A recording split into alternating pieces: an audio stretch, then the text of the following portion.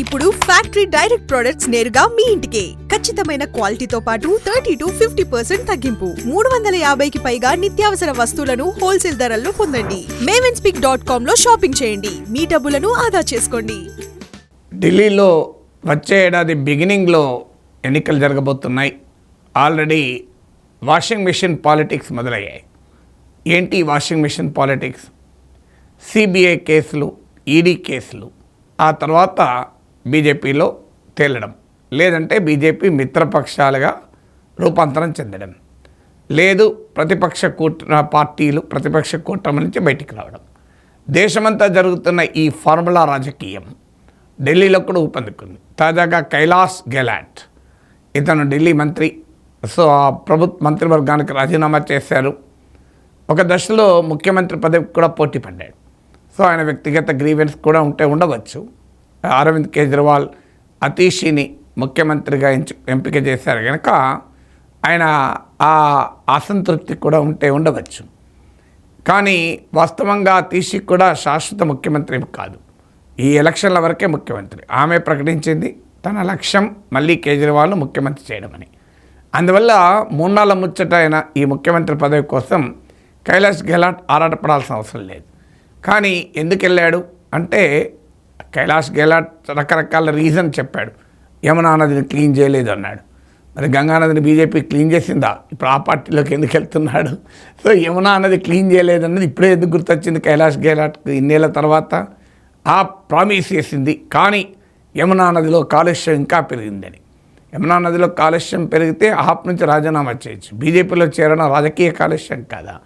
ఇక అంతేకాదు, ఇది ప్రజల ఎజెండాతో పుట్టిన పార్టీ, మన పార్టీ నాయకుల ఎజెండా మోసుకెళ్తుంది. ఇలా రొటీన్ రాజకీయ విమర్శలు చేశారు. అన్నిటికీ మించి కేంద్రంతో మనం ఘర్షణ పడుతున్నాం. ఇలా ఘర్షణ పడితే ఢిల్లీ అభివృద్ధి జరగదు అని. కానీ ఎవరి వల్ల ఘర్షణ పడుతున్నారు? ఢిల్లీ ప్రభుత్వాన్ని నూరుచెల్ల నీళ్ళు తాగిస్తూ కేంద్ర ప్రభుత్వం, కేంద్రంలో ఉన్న బీజేపీ ప్రభుత్వం లెఫ్టినెంట్ గవర్నర్ ద్వారా ఢిల్లీ ముఖ్యమంత్రిని పనిచేయకుండా చేయడం వల్ల ఘర్షణ తప్ప మరి వేరే ఘర్షణ లేదు కదా. ఇది కైలాష్ గెహ్లాట్ తెలియదా? ఆయన ఢిల్లీ ప్రభుత్వంలో భాగం కదా. ఇదే ఢిల్లీకి పూర్తి రాష్ట్ర హోదా కావాలని గతంలో బీజేపీ డిమాండ్ చేసింది. మరి ఆ రాష్ట్ర హోదా ఇచ్చిందా? ఇవ్వకపోయినా మరి కైలాష్ గెహ్లాట్ ఇప్పుడు బీజేపీలో చేరడానికి ఎందుకు సిద్ధపడుతున్నాడు? సో నేషనల్ క్యాపిటల్ టెరిటరీ కేసులో సుప్రీంకోర్టే చెప్పింది కదా, ఎలక్టెడ్ చీఫ్ మినిస్టర్స్కే పవర్ ఉంటుంది తప్ప నామినేటెడ్ గవర్నర్కి ఉండదని. అయినా కేంద్ర ప్రభుత్వం ఢిల్లీకి ఉన్న ప్రత్యేక రాజ్యాంగ స్టేటస్ను ఉపయోగించుకుంటూ దుర్వినియోగం చేసుకుంటూ లెఫ్టినెంట్ గవర్నర్ ద్వారా ఆ ముఖ్యమంత్రిని పాలించకుండా చేస్తున్నారు. ఆఖరికి తన కింద పనిచేసే సివిల్ సర్వీస్ అధికారుల నియామకాలపైన, బదిలీలపై కూడా ముఖ్యమంత్రికి అధికారం ఉండదు. ముఖ్యమంత్రి, చీఫ్ సెక్రటరీ, ప్రిన్సిపల్ సెక్రటరీ వీళ్ళంతా కలిపి నిర్ణయాలు తీసుకోవాలి. ఎక్కడైనా దేశంలో ఉంటుందా? మరి కైలాష్ గెహ్లాట్కి ఇదంతా ఏమీ కనబడదు. కేంద్రంతో ఘర్షణ వల్ల ఢిల్లీ అభివృద్ధి ఆగిపోయిందని, ఆ ఘర్షణకు కారణమైన పార్టీలోకి ఇప్పుడు చేరుదామని వెళ్తున్నాడు. అసలు విషయం ఏంటంటే ఇది ఆమ్ ఆద్మీ పార్టీ స్పష్టంగా చెప్తుంది. ఆయన పైన ఈడీ కేసులు, సిబిఐ కేసులు, ఇన్కమ్ ట్యాక్స్ కేసులు. నిన్నటిదాకా ఆయన ఆప్ నాయకుడిగా అవినీతిపరుడు. ఇప్పటికే ఆప్లో ఉన్న మనీష్ సిసోడియా, సత్యేంద్ర జైన్ జైలుకు పంపారు. కేజ్రీవాల్, సంజయ్ సింగ్ లాంటి నేతల్ని జైలుకు పంపారు, బెయిల్ మీద వచ్చారు. ఈ కైలాష్ గెహ్లాట్ రేపో మాపో జైలుకు పంపేవారు. సో అందువల్ల ఇప్పుడు ఆయన ఆ జైలు నుంచి బయటపడటానికి బీజేపీ తీర్థం పుచ్చుకుపోతున్నట్టుగా కనబడుతుంది. ఎలక్షన్ల ముందు నయాన్నో భయాన్నో తమ ప్రత్యర్థి పార్టీ నుంచి తీసుకోవడం అనేది ఇప్పుడు బీజేపీకి వెన్నతో పెట్టిన విద్య. ఈ దేశంలో ఇక్కడ ఢిల్లీలో జరగలేదు. మహారాష్ట్రలో అయితే ఏకంగా కార్గిల్ అమరవీరుల కోసం కేటాయించిన ఫ్లాట్లను తన కుటుంబ సభ్యులకు ఇచ్చుకున్నాడని మహారాష్ట్ర కాంగ్రెస్ ముఖ్యమంత్రిగా ఉన్న అశోక్ చవాన్ పైన ఆరోపణ. బీజేపీ దానిపైన పెద్ద క్యాంపెయిన్ మహారాష్ట్రలో నడిపింది, దేశంలో నడిపింది. ఆఖరికి పార్లమెంట్లో ఇచ్చిన రిపోర్ట్లో కూడా ఒక సబెడింగ్ పెట్టి ఆదర్శ్ సొసైటీ కుంభకోణం అని రాసింది. ఆ కుంభకోణం ప్రధాన సూత్రధారి పార్లమెంట్లో రిపోర్ట్ పెట్టిన వారం రోజులకు బీజేపీ మహారాష్ట్రలో మెయిన్ స్టార్ క్యాంపెయినర్గా మారిపోయాడు. బీజేపీ తరఫున రాజ్యసభ సభ్యుడు కూడా అయిపోయాడు.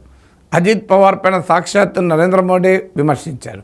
70,000 కోట్ల ఇరిగేషన్ కుంభకోణంలో నిందితుడు అజిత్ పవార్ 70,000 కోట్లు తిన్నాడని. ఆయనకు ఏకంగా బీజేపీ ప్రభుత్వంలో ఆర్థిక మంత్రి ఇచ్చారు. శివసేన, ఎన్సీపీ ఎమ్మెల్యేల పైన ఈడీ కేసులు, సిబిఐ కేసులు. బహిరంగంగానే శివసేన ఎమ్మెల్యేలు పార్టీ చీలకు ముందు ఉద్ధవ్ ఠాక్రే లేఖ రాశారు. మేము ఈ సిబిఐడి కేసుల ఒత్తిడి భరించలేకపోతున్నాం, మీరు మళ్ళీ బీజేపీతో మనం కలుద్దామని. కానీ ఉద్ధవ్ ఠాక్రే వినలేదు. వినకపోయే వరకు ఏకంగా ఏక్నాథ్ షిండే నాయకత్వంలో శివసేనను చీల్చి బీజేపీతో కలిశారు. అలాగే ఎన్సీపీ నాయకుడు అజిత్ పవార్ కూడా ఎన్సీపీని చీల్చి బీజేపీతో కలిశారు. సో ఇలా దేశమంతటా కూడా ఇదే తతంగం. మీకు అస్సాం ముఖ్యమంత్రి హేమంత్ బిశ్వా శర్మ కాంగ్రెస్ చీఫ్ మినిస్టర్, కాంగ్రెస్ నేతగా ఉన్న రోజుల్లో ఆయన పైన సిబిఐ కేసులు, ఈడీ కేసులు. శువేందు అధికారి ఆయన మమతా బెనర్జీ ప్రభుత్వంలో నెంబర్ 2గా ఉన్నప్పుడు ఆయన పైన చిట్ ఫండ్ కుంభకోణాలు. తర్వాత ఆయన ఇప్పుడు బీజేపీ శాసనసభాపక్ష నేత. ఇలా దేశమంతటా అనేక ఉదాహరణలు మనకు కనబడతాయి. సిబిఐ కేసులు, ఈడీ కేసులు. అంటే ముందు ఈడీ వస్తుంది, తర్వాత మోడీ వైపు వెళ్తారు. మోడీ వైపు వెళ్ళకపోతే ఈడీ వస్తుంది. సో మీరు తేల్చుకోండి, మీకు మోడీకి కావాలా, ఈడీకి కావాలా. ఇది అపోజిషన్ లీడర్లకు బీజేపీ ఇస్తున్న ఆఫర్. సో ఇక్కడికి పారిశ్రామికవేత్తలు కూడా ఇది తప్పదు. జీవీకే వారు నవీన్ ముంబై ఎయిర్పోర్ట్ అదానికి ఇవ్వనంటే ఆ జీవీకేపై కూడా సిబిఐ ఈడీ వెళ్ళింది. అంటే మా వారికి, మా అస్మదీయులకు మీరు ఆస్తులు అమ్మకపోయినా మరి దానికి సిబిఐ ఈడీ వచ్చేస్తుంది. సో ఇంత స్థాయిలో కేంద్ర ప్రభుత్వ సంస్థల్ని తమ రాజకీయ అవసరాల కొరకు వాడుకున్న సందర్భం బహుశా భారతదేశ చరిత్రలో ఎప్పుడూ లేదు. ఆఖరికి ప్రభుత్వాన్ని ఏర్పాటు చేయడం కూడా పారిశ్రామికవేత్తలు నిర్ణయిస్తారు.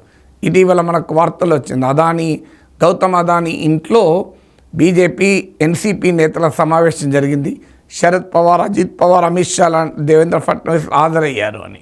సో ఈ స్థాయిలో పారిశ్రామికవేత్తల్ని, పెట్టుబడిదారులను, కేంద్ర సంస్థలను ఉపయోగించి రాజకీయ పార్టీల్ని టార్గెట్ చేసి రాజకీయంగా లబ్ధి పొందేటువంటి ప్రక్రియ దేశవ్యాప్తంగా జరుగుతుంది. ఇప్పుడు ఢిల్లీలో ఎన్నికల సీజన్ కనుక ఢిల్లీలో మొదలైంది.